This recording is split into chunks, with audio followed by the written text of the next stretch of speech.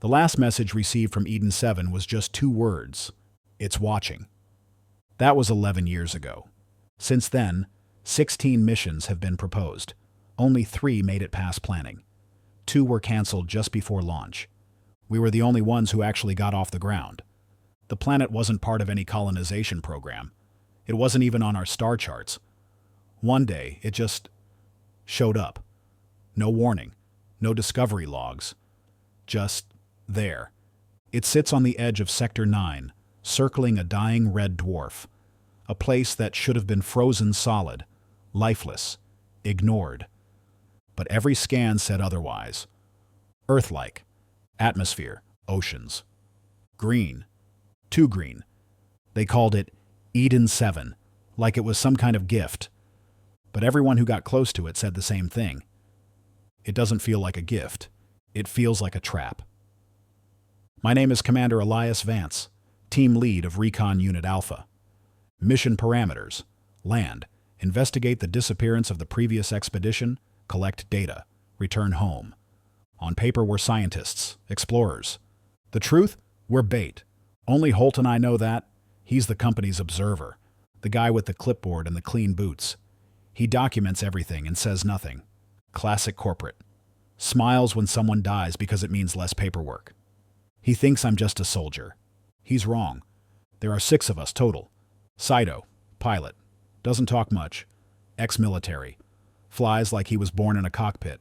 Dr. Mira Wren, xenobiologist. Brilliant, precise, emotionally distant.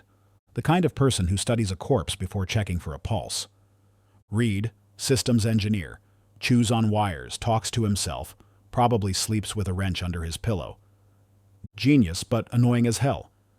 Anna Torres, medical officer, former special forces. Eyes like ice, hands like a surgeon. She trusts nothing. That's what I like about her. And Holt, of course, watching, always watching. Then there's me, Elias, trying to hold this thing together. We spent 4 months in cryo. Woke up yesterday. Today, we're entering orbit. The planet fills half the viewport. Blue oceans, green land, clouds spinning like soft cotton. It's beautiful. Almost familiar. Too familiar. Saito notices something first. A flicker in the gravity signature. Like the planet is breathing. Mira brushes it off as sensor lag. Reed frowns.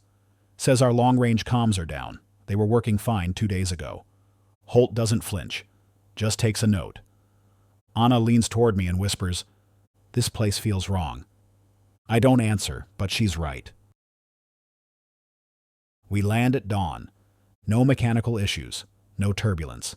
Just a smooth, gentle descent into something that doesn't feel real.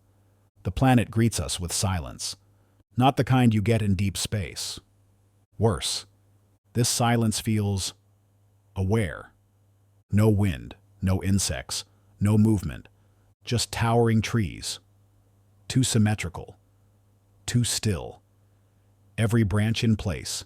Every leaf like it was printed from a pattern. The kind of forest that looks back at you. We offload the gear. Basic setup. Perimeter sensors, solar deploy, emergency beacon, short-range comms. Nothing fancy. We're not staying long. Or so we think. Mira starts collecting soil samples right away. She's excited. Actually excited. Says the biome is complex but unfamiliar. The molecules are Earth-like, but the way they're arranged, they're off. Reed checks for thermal signatures. Nothing. Saito powers down the engines and starts scanning for radiation. Clean. Holt just stands near the ramp, watching the trees. Doesn't speak. Doesn't move. I give the order. No one leaves the perimeter. That night, we sit in the dome eating protein packs. No one says it, but we all feel it. Something's wrong. Reed cracks a joke about freeze-dried curry. No one laughs. Saito finally speaks. Says the forest reminds him of home. I ask where home is. He shrugs. Doesn't matter anymore. Anna doesn't eat. She just stares out into the dark, where the trees start. She doesn't blink. I call lights out. Set the first watch rotation. Everything seems normal on the surface. I try to sleep. But I wake up to a sound. Scratching. Software. Repetitive. Not mechanical. Not animal. Fingernails. On the dome wall. I grab my sidearm and check the entrance. Nothing outside. No tracks. No movement. But in the dirt near the outer ramp, I find one word carved into the soil. One word. Welcome. Anna confirms it wasn't there before. No one left camp. No signs of intrusion. No environmental disturbance. The dirt is soft. Whatever made that mark did it recently. Carefully. Mira thinks it's one of us playing a joke. Reed's too freaked out to even argue. Saito just stares at it like he's trying to remember something. We all agree. No one goes out alone. Not anymore. The next morning we split into two teams. Mira and Reed head west. Saito, Anna, and I go east. Holt stays behind. Of course he does. The deeper we go, the stranger it gets. The terrain's too smooth. No underbrush. No fallen branches. The forest looks cleaned. Like it resets itself. Our footprints vanish within minutes. I double-check. Reed's motion sensors show no disturbance, but we all saw ourselves walk that way. We reach a clearing, and that's when we see it. A house. One story. Wood siding. Porch swing. Flower beds. Human. Familiar. It shouldn't be here. There's no foundation. No heat signature. No aging or decay. It looks exactly like something out of a memory. Anna steps forward. I stop her. There's a sound. Not from the house. From beneath it. Breathing. Slow. Measured. Deep. Like the earth is alive. We back away. That's when Reed calls in over the comms. Commander, you're gonna want to see this. We regroup at base camp. Reed looks pale. Mira's even quieter than usual. They found something too. Not a house. A playground. Swings. Monkey bars. A seesaw. Mira says it's identical to the one from outside her old apartment complex in Seoul. Identical down to the chipped paint on the jungle gym. Reed found his name carved into the underside of the slide. He didn't tell anyone at first. Just stared at it. Like it was calling him. We stopped treating it like a joke after that. No one slept that night. The sky overhead stayed perfectly still. The stars didn't move. The moon didn't drift. The air didn't change. It was like time pressed pause. Then, just before sunrise, Saito vanished. 1 minute he was there, sitting beside Anna, checking his notes. The next minute, gone. His gear was still in place, his signal beacon still active, but he was nowhere in range. We searched every inch of the perimeter. No footprints, no broken twigs, no signs of struggle. Only a new word carved into the dirt outside the dome. Stay. We argued for hours. Reed wanted to pack up and leave. He said, screw the mission, screw the data. Just get off the ground. Mira refused. Said we couldn't waste a discovery of this scale. She wanted to go back to the structure, document it, understand it. Anna sided with me. We stay one more day to find Saito. That's it. Just one more day. That was 3 days ago. The forest, it's changing. Still looks the same. Trees, moss, dirt.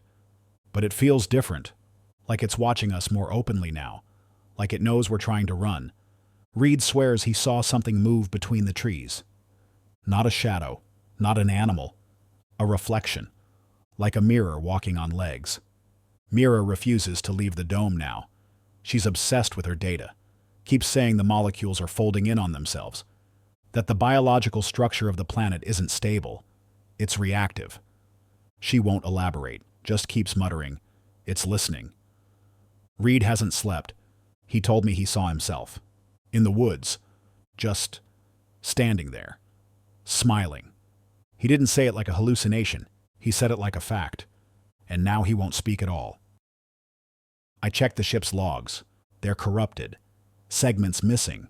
Entire system folders erased. I dig deeper. They weren't corrupted. They were deleted. By Holt. When I confront him, he doesn't deny it. Just looks at me with those blank corporate eyes and says, "You don't need the logs anymore." I nearly hit him. He shrugs, walks away. No explanation, no apology. That night, I dream of my daughter. She's 5 years old again, laughing, barefoot in the sand. We're on the beach where we used to go every summer. The air smells like salt and sunscreen. The waves crash like music. She turns to me and says, "You don't have to leave again." I wake up, heart pounding, but the smell is still there. So is the sound of waves. And when I step outside the dome, I see her, standing at the tree line, holding a seashell, smiling. I take a step forward, and another. She doesn't move, just tilts her head. She looks like my daughter, she sounds like her, but her eyes, they don't match. It's not love. It's not curiosity.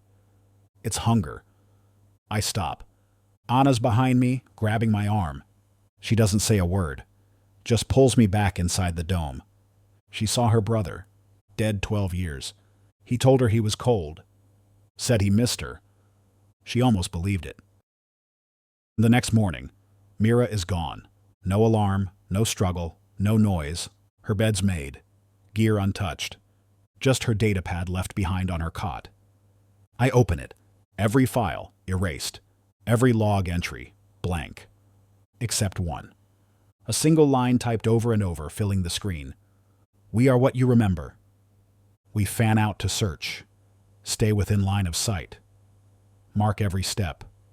Nothing. Reed says it's too late, that we've been inside its influence for days, maybe weeks. He pulls me aside and tells me the ship isn't the ship. Not anymore. I ask what the hell that means. He takes me to the Odyssey and points out serial plates on the nav panels. They're close, almost identical, but not exact. Fonts are wrong. Stamping is off. It's like someone tried to recreate the ship from memory, but didn't get the details right.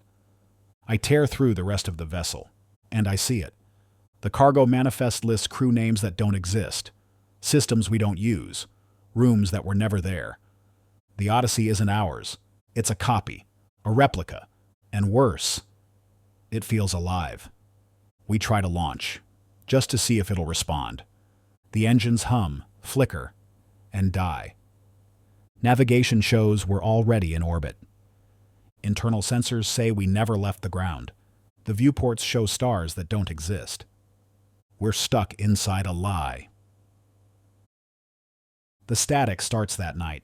At first, it's just background noise. Then, voices. Hours. We hear Reed arguing with Mira, except it's not from memory. It's from 2 days ago.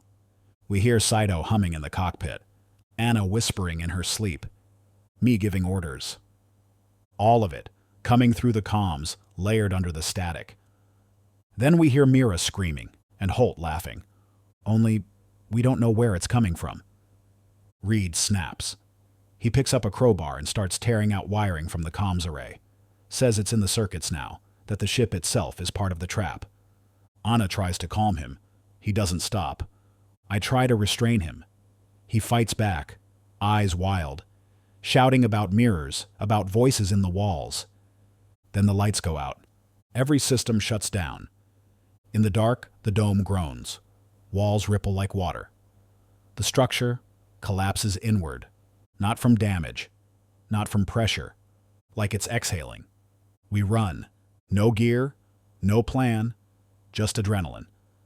We don't speak. We don't stop. We just run. The sky above us doesn't change. The trees don't shift. But the air feels different. Charged, heavy, electric. Then we see it, a cliff. Beyond it, a crater, 1/2 kilometer wide. And at the center of the crater, a ship, burned, twisted, ancient. The first cruise ship. What's left of it? We descend the cliff into the crater. The ground is soft, almost spongy, covered in black vines that pulse faintly under our boots, like veins. The ship is half buried in the soil. Its hull looks melted, torn open, but there are no blast marks, no impact craters. This wasn't a crash. This was consumption. We step inside. The air is thick, metallic. Everything is coated in a thin black sheen. Organic, wet, still moving in places. Anna covers her mouth with a sleeve. Reed gags. We find remnants of crew gear scattered in the corridors, crushed helmets, a boot with a leg still inside it. But no bodies. We reach the command module. Systems are fried. Power's dead. Reed works fast, rerouting through a scorched console. One file survives. One log. Voice only. We play it. It's a woman's voice. Commander Aaliyah Grant, leader of the original Eden 7 mission. She's breathing hard, shaky. If you're hearing this, you found the ship. That means it let you come this far. She pauses. This place, it isn't alive. Not exactly. It's not a planet. Not even a being.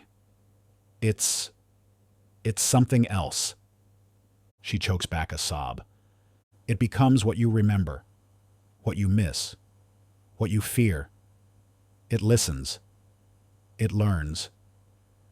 And when it knows you, she whispers the last part. It replaces you.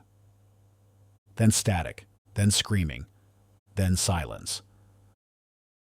We sit there for a long time. No one speaks. Reed slumps against the wall, whispering something over and over under his breath. Anna looks like she's somewhere else entirely, staring through the hull like she sees more than we do. Holt finally speaks. He tells us the truth. He knew. All of it. The company discovered Eden 7 decades ago, buried beneath sensor data, under layers of denial. Classified. Ignored. Until the dreams started.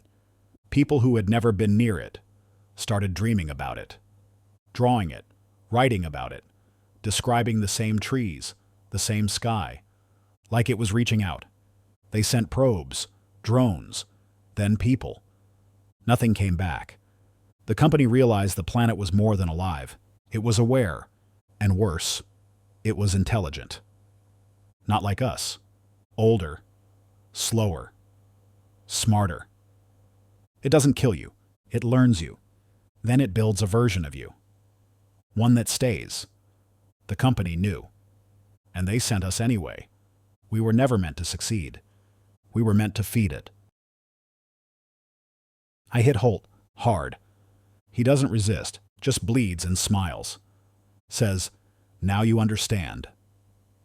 I drag him back to the first cruise ship and chain him inside. He doesn't fight it. Anna doesn't stop me. She looks relieved. Reed finds a journal in the remains. Actual paper. Half-burned. Pages missing. Some soaked through. But some of it is readable. One entry, it shows you what you miss. Then it waits. If you follow, you never leave. Another, we buried Laramie twice. First time after he died. Second time after he came back. The last entry is scratched in shaky handwriting. It lives in the space between. Between what? We don't get to ask, because the forest starts breathing again. We decide to split up. It's Reed's idea. He says maybe if we scatter, break line of sight, split our thoughts, split its focus, we can overwhelm it, confuse it, force it to stretch too thin. It's a long shot, a bad plan. But it's the only one we've got. Anna goes west. Reed stays to monitor from the wreck. I go north toward the ridgeline. We set a timer. 4 hours. If anyone's not back by then, they're not coming back. I walk. The forest shifts. Trees move behind my back, but I never hear them.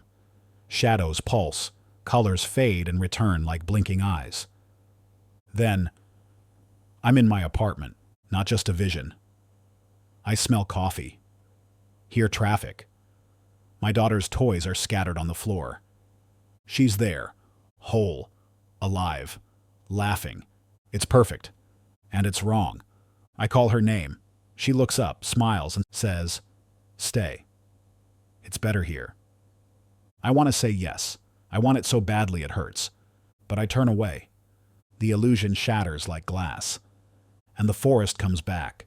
I collapse, crying, shaking. But I keep walking. I find a slope.